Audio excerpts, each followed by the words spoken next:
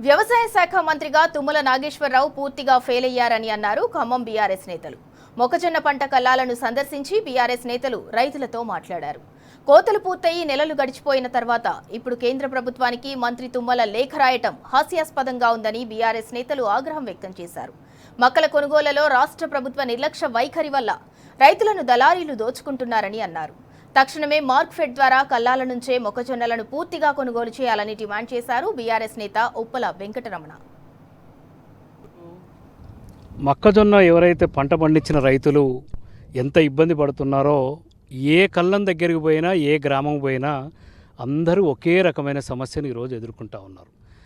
ఈ జిల్లాలో వ్యవసాయ శాఖ మంత్రిగా ఉన్నటువంటి తుమ్మల నాగేశ్వరరావు గారు, 40 years ఇండస్ట్రీగా పేరుగాంచిన తుమ్మల నాగేశ్వరరావు గారు వ్యవసాయ శాఖను నిర్వర్తించడంలో 100% ఫెయిల్ అయిపోయింది.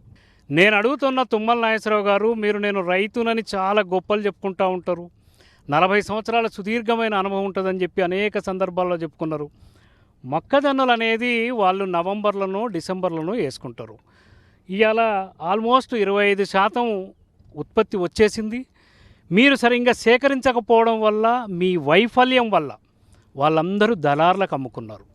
మీరు సాక్షాత్తు వ్యవసాయ శాఖ మంత్రిగా ఉండి సుమారు 12.5 లక్షల ఎకరాలు ఈ రాష్ట్రంలో మొక్కజొన్న సాగు చేస్తున్నారన్న విషయం మీకు తెలవదా?